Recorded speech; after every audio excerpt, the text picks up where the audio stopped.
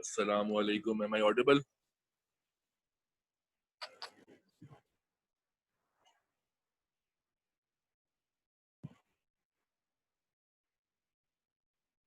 आवाज आ रही है बेटा?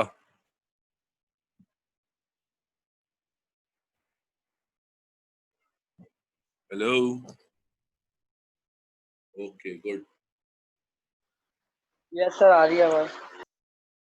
ओके, अच्छी बात है. आगे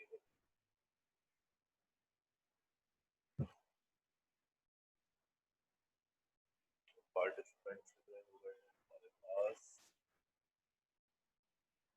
3 4 5 है. अच्छा, सब जल्दी जल्दी एक काम करें. वो क्या करें कि चैट के अंदर अपना पूरा नाम कोड के साथ और कैंपस का नाम भी लिखें, ताकि आपकी अटेंडेंस मार्क हो जाए. हमेशा क्लास में ये काम कर दिया करें. क्लास में एंटर होते ही नाम, आपका स्कूल का कोड और कैंपस का नाम. और शरीफाबाद वाले हैं अगर तो मॉर्निंग भी लिखे और इवनिंग भी लिखा हो, आफ्टरनून भी लिखा हो.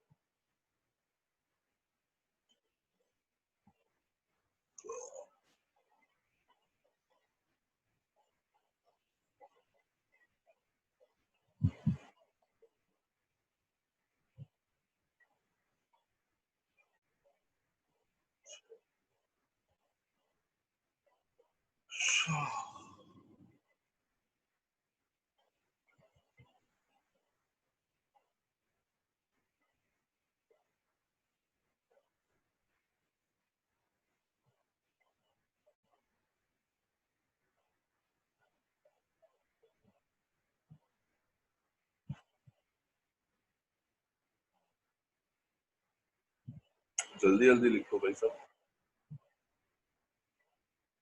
वालेकुम अस्सलाम.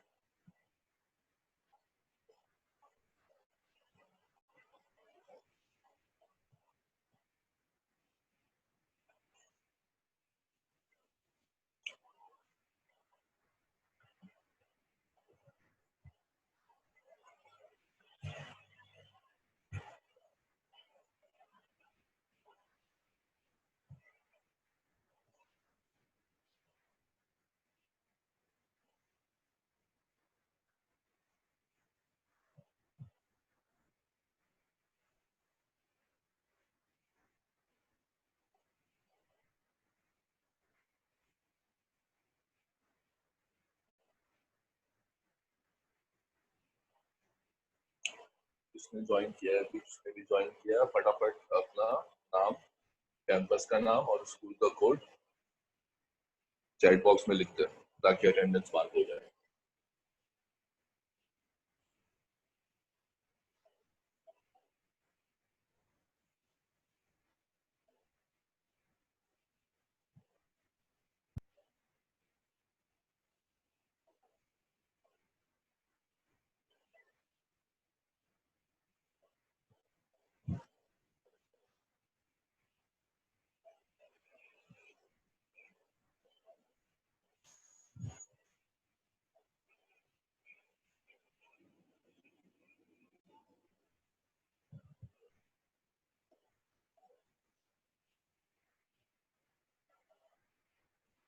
हाँ भाई, चलो स्टार्ट कर देते हैं. सब बच्चे अपनी अटेंडेंस मार्क कर दें चैट में, नाम लिख के और कैंपस का नाम लिख के, और हम अब क्लास स्टार्ट करते हैं. चलो जी. कल हमने पढ़ी थी फर्स्ट जनरेशन ऑफ कंप्यूटर. ठीक है. फर्स्ट में हमने ये पढ़ा था कि भाई उसके अंदर वैक्यूम ट्यूब वगैरह इस्तेमाल हुई थी, और उनके साइज बहुत बड़े थे, बहुत हीट जनरेट होती थी, वगैरह वगैरह, ये सारी बातें पढ़ी थी.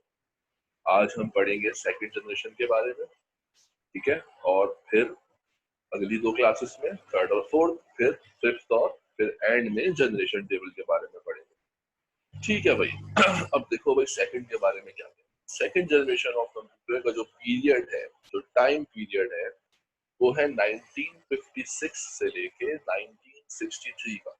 यानी कि 1956 से लेके 1963 तक कितने साल हो गए? 4 और 3, 7 साल.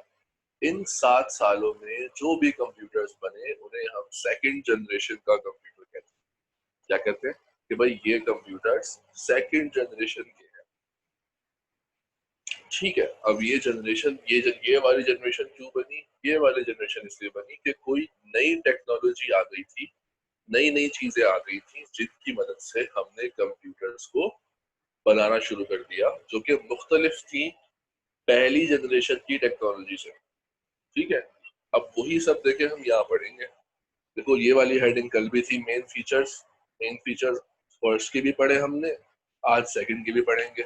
और इसके अंदर भी जो सब हेडिंग्स हैं, major innovation, main memory, external memory, input output devices, languages, operating system, size, ये सारी हेडिंग्स कल भी थी। सिवाय इसके, इस वाली हेडिंग के अलावा बाकी सारी हेडिंग्स कल वाले जनरेशन के लिए भी थी। ऐसे ही हम तमाम जनरेशन के बारे में इन्हीं हेडिंग्स के हिसाब से उनको परखते रहेंगे, चेक करते रहेंगे।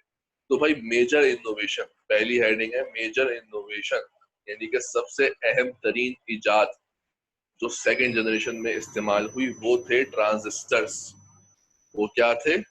ट्रांजिस्टर्स को हमने यूज किया एज अ मेन कंपोनेंट। ठीक है, पहली के अंदर हमने किस चीज को यूज किया था? वैक्यूम ट्यूब्स को यूज किया। ठीक है, दूसरी में एक नई चीज इजाद हो गई थी, उसका नाम था ट्रांजिस्टर्स। ट्रांजिस्टर्स क्या होते हैं? ट्रांजिस्टर एक इलेक्ट्रॉनिक कंपोनेंट होते हैं। ठीक है, और इस इलेक्ट्रॉनिक कंपोनेंट को की खास बात ये है कि जो सारे नुकसानात वैक्यूम ट्यूब्स में थे वो इसमें बहुत कम थे। जैसे कि कौन कौन से नुकसानात? सबसे पहला नुकसान जो वैक्यूम ट्यूब का था वो ये था कि वैक्यूम ट्यूब का साइज बहुत बड़ा हुआ करता था। ठीक है, कितना बड़ा? आपके हाथ जितना। तो वो जगह ज्यादा खेलते थे और लगते भी ज्यादा थी वैक्यूम ट्यूब्स। ठीक है ना, तो आपके पूरे कंप्यूटर का साइज ही बड़ा हो जाया करता था। लेकिन जबकि ट्रांजिस्टर का साइज छोटा हुआ करता था। कितना छोटा हुआ करता था? जैसे आपके घर में टीवी का रिमोट होता है ना, जो टीवी का रिमोट होता है या तो उस साइज का हुआ करता था या उससे भी थोड़ा छोटा। ठीक है, तो ट्रांजिस्टर का सबसे पहला फायदा ये हुआ कि भाई इसका साइज छोटा। दूसरा फायदा क्या हुआ? दूसरा फायदा ये हुआ कि ये हीट बहुत कम जनरेट करता था। अब वैक्यूम ट्यूब के बारे में क्या था कि जैसे ही आप उनको स्टार्ट करो, उस कंप्यूटर को स्टार्ट करो, वैक्यूम ट्यूब भी स्टार्ट होगी और स्टार्ट होते ही गर्म होना शुरू हो जाएगी। ठीक है, और फिर जितनी देर स्टार्ट रखोगी उतनी देर तक वो गर्मी छोड़ती रहेगी। ठीक है, तो जहां पे कंप्यूटर होगा वहां पे आपका एसी के बगैर रहना नामुमकिन। लेकिन ट्रांजिस्टर में ये बात नहीं थी। ट्रांजिस्टर जब स्टार्ट करोगे तो कई घंटे चलने के बाद गर्म होना शुरू होगा। ठीक है, तो हीट का मसला भी हल कर दिया। और तीसरी बात, स्पीड की बात। वैक्यूम ट्यूब्स के जरिए हम जो काम किया करते थे, ठीक है, 1 सेकंड में, वही काम हम ट्रांजिस्टर की मदद से आधे सेकंड में कर सकते थे। ठीक है ना भाई? तो ट्रांजिस्टर्स, अस्सलाम वालेकुम सर। Vacuum tubes. वालेकुम अस्सलाम। खैरियत बेटा?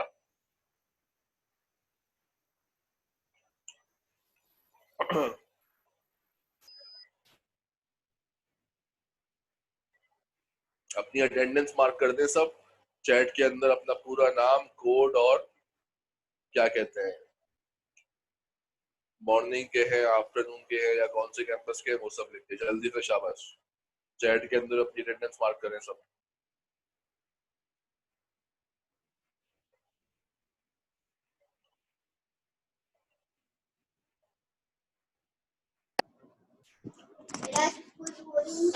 सर एक बार शुरू से दोबारा समझा देंगे? शुरू से ही समझा रहा हूँ, पहली लाइन पर ही हूँ। Okay sir.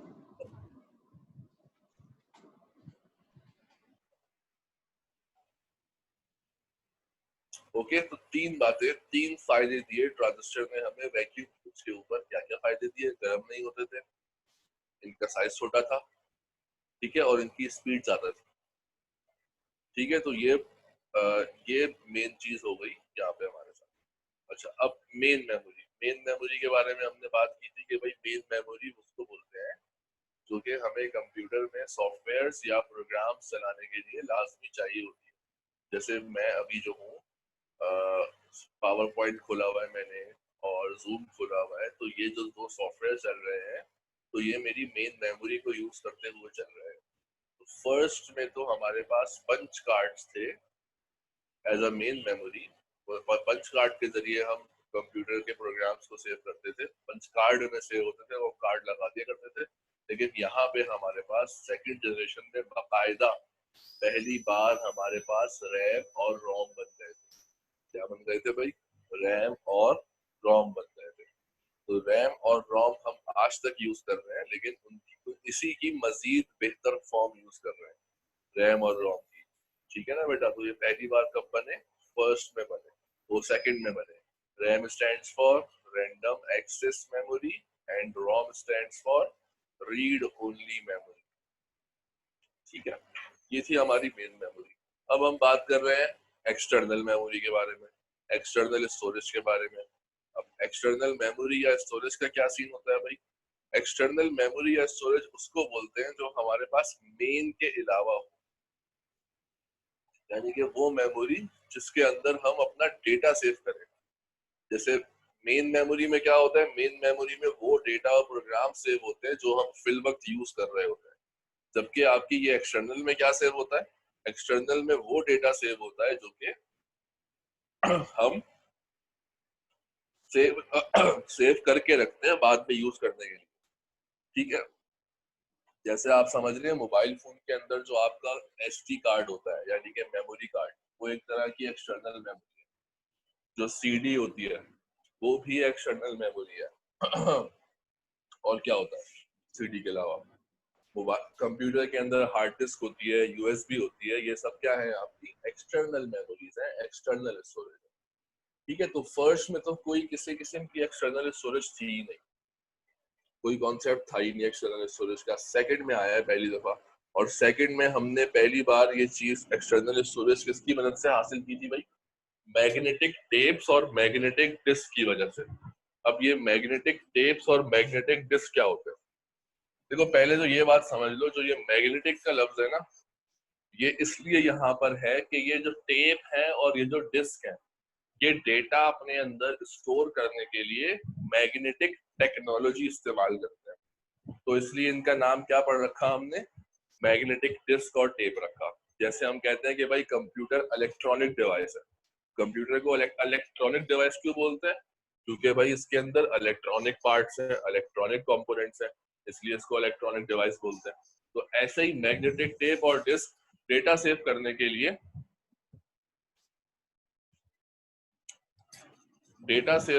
लिए, वो यूज करते हैं, क्या यूज करते हैं? मैग्नेटिक टेक्नोलॉजी यूज करते हैं।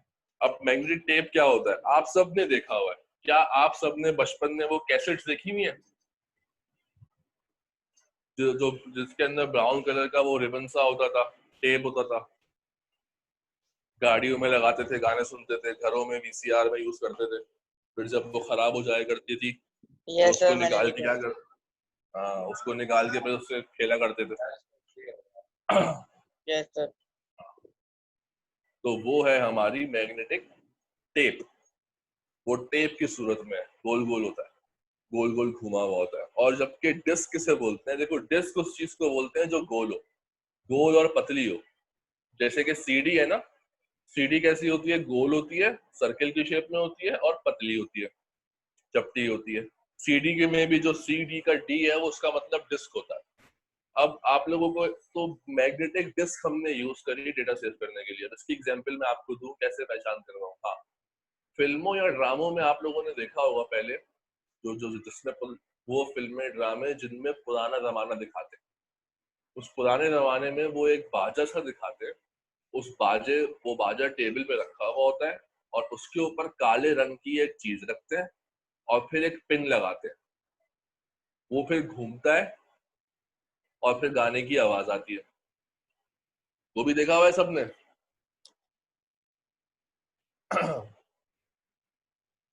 तो वो जो ब्लैक कलर की डिस्क होती है ना, वो है आपकी मैग्नेटिक डिस्क। ठीक है ना?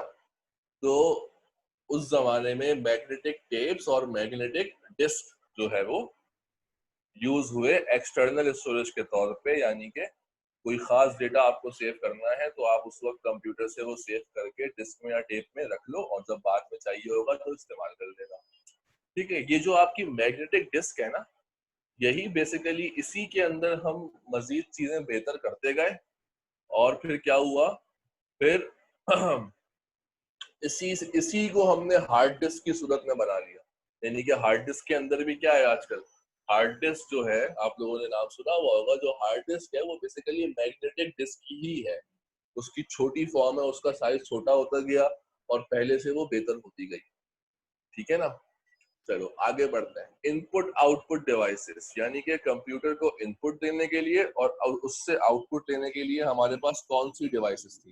देखो भाई, आजकल तो हमारे पास इनपुट देने के लिए कीबोर्ड है, माउस है, और आउटपुट के लिए हमारे पास प्रिंटर होता है, मॉनिटर है।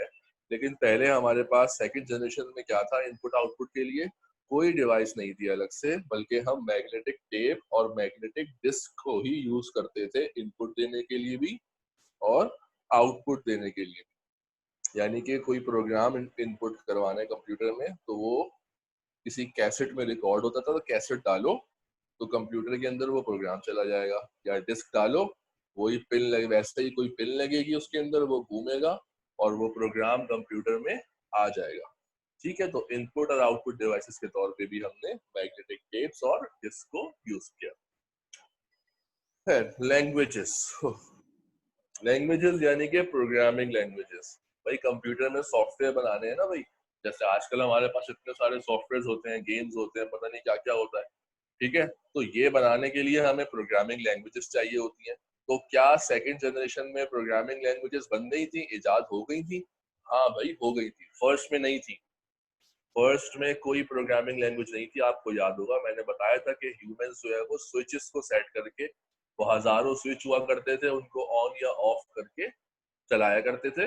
लेकिन यहाँ पे अब हमारे पास सॉफ्टवेयर इजाद हो गए थे, बनना शुरू हो गए थे, लैंग्वेजेस आ गई थी।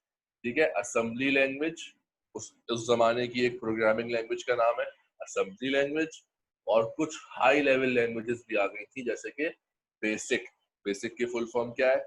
Beginners all purpose symbolic instruction code, ये एक प्रोग्रामिंग लैंग्वेज का नाम है। COBOL, common business oriented language. Fortran, formula translation. ठीक है, ये सब प्रोग्रामिंग लैंग्वेजेस सेकंड जनरेशन के दौर में आ गई थी, हम कंप्यूटर में सॉफ्टवेयर बनाना शुरू हो गए थे।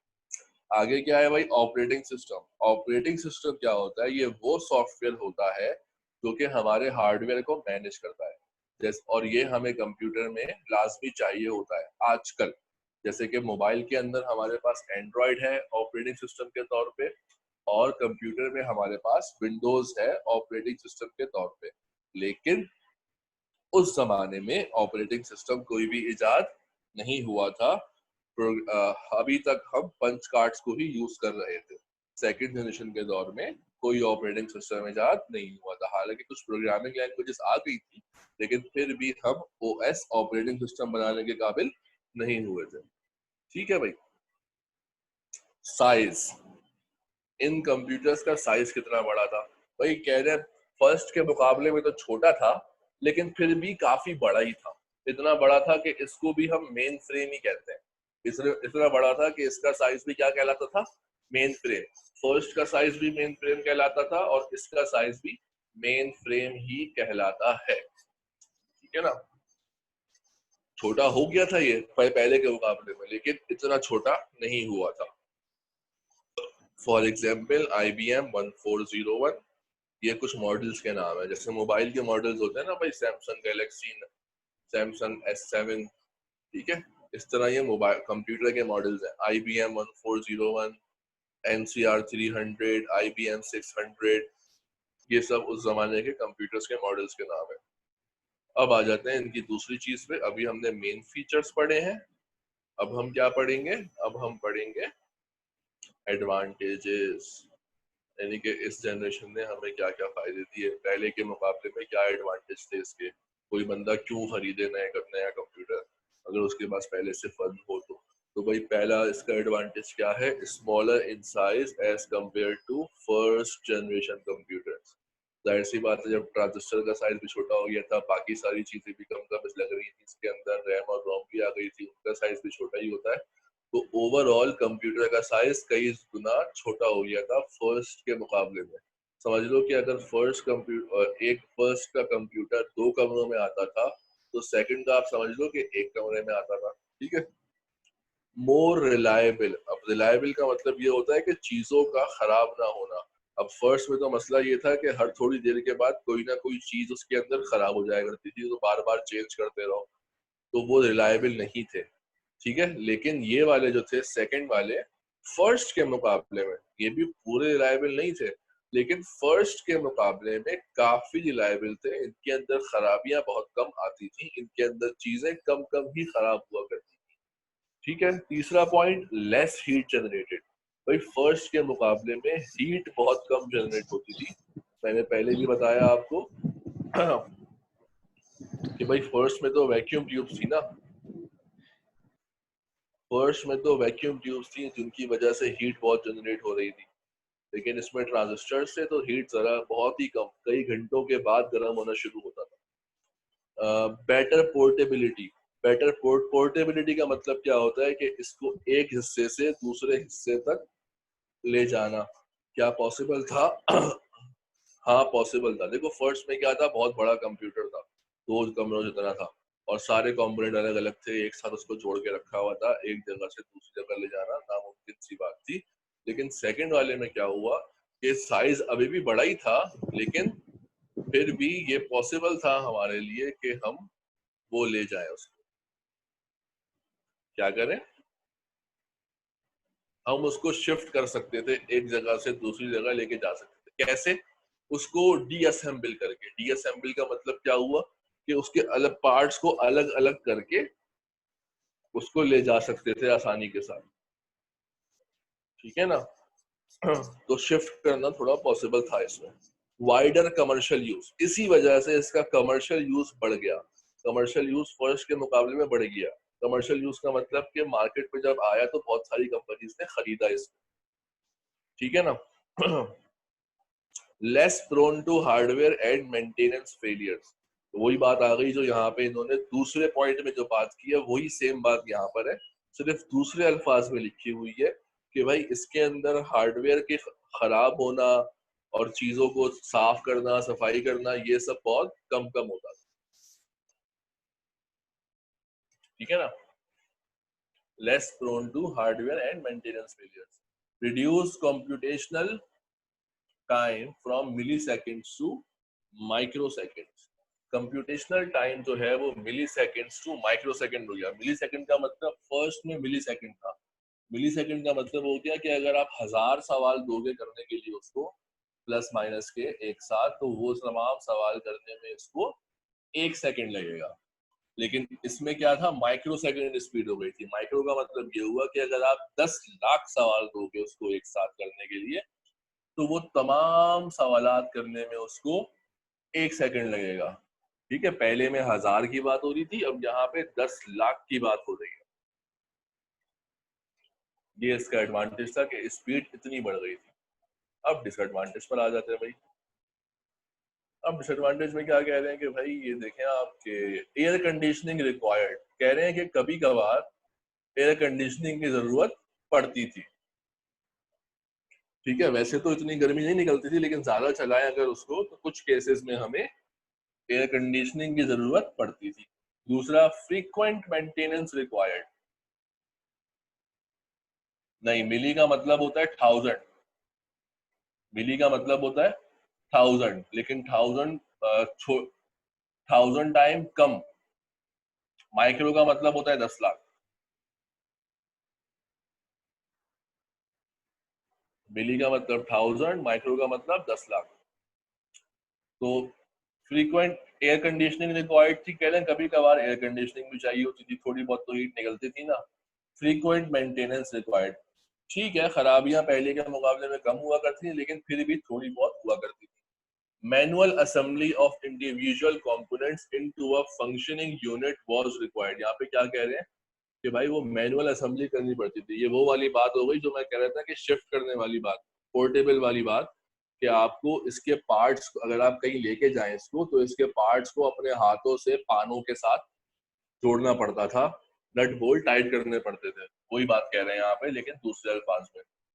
Commercial production was difficult and costly. भाई वहां पे हमने बात की एडवांटेज में कि कमर्शियल यूज बढ़ गया था, पहले के मुकाबले में हाँ बढ़ गया था, लेकिन यहाँ पे क्या कह रहे हैं कि अभी भी कमर्शियली बेचना यानी कि बहुत सारे बनाना मुश्किल था ये, और कंप्यूटर्स ये वाले बहुत महंगे भी हुआ करते थे। ठीक है बेटा, तो ये थी आज की क्लास हमारी। अगर किसी ने अपनी अटेंडेंस मार्क नहीं की है अभी तक तो कर दे चैट के अंदर, और कोई सवाल पूछना है तो वो सवाल भी पूछ ले। मेरी तरफ से तो टॉपिक खत्म हो गया है। अटेंडेंस मार्क कर दीजिए जल्दी से, अपना नाम लिख के और कैंपस का नाम लिख के। जिसने नहीं किया वो, जिन्होंने कर दिया पहले वो खैर है। जो शरीफाबाद वाले हैं वो मॉर्निंग आफ्टरनून भी बताएं, और जिसने कोई सवाल पूछना है वो सवाल भी पूछ ले।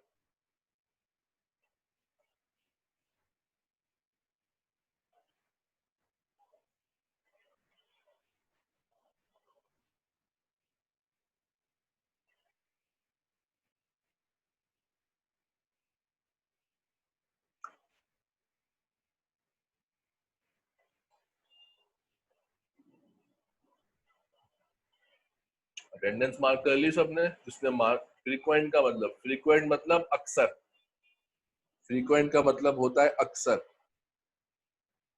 हम बोलते हैं ना यार अक्सर, वो मतलब है इसका।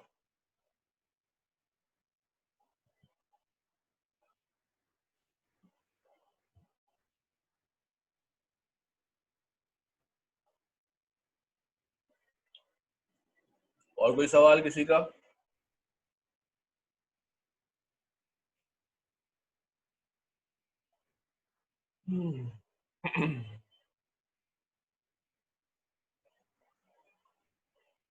फर्स्ट जनरेशन थी 1944 से लेके 1956 तक।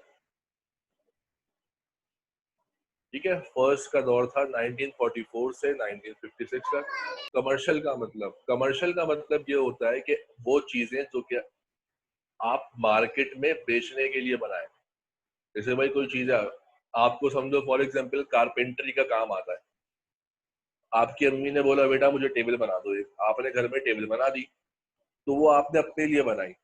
लेकिन अगर आप फिर वो बना के बाहर बेचना शुरू कर देंगे तो इसका मतलब क्या होगा कि आप कमर्शियल काम कर रहे हैं। क्या कर रहे हैं आप? कमर्शियल काम कर रहे हैं। ठीक है, तो यहाँ कमर्शियल का मतलब ये होता है कि वो चीजें जो आप मार्केट में बेचे। कमर्शियल का लफ्ज निकला है कॉमर्स से। कॉमर्स का मतलब होता है पैसे लेके चीजें खरीदना बेचना। ओके बेटा, और कोई सवाल तो पूछ लो।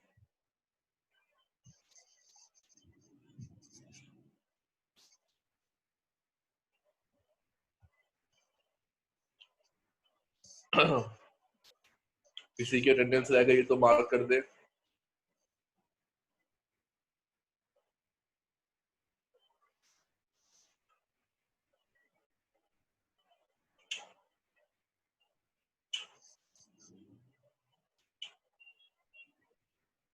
हाँ जा सकते हैं आप, अटेंडेंस मार्क कर दिए तो जा सकते हैं आप। You can leave if you have marked your attendance। और कोई सवाल अगर नहीं पूछना आपको तो okay, see you in the next class। Bye, अल्लाह हाफिज। अल्लाह हाफिज एवरीवन, फिर चलता हूँ मैं भी। अल्लाह हाफिज। ओके इंशाल्लाह।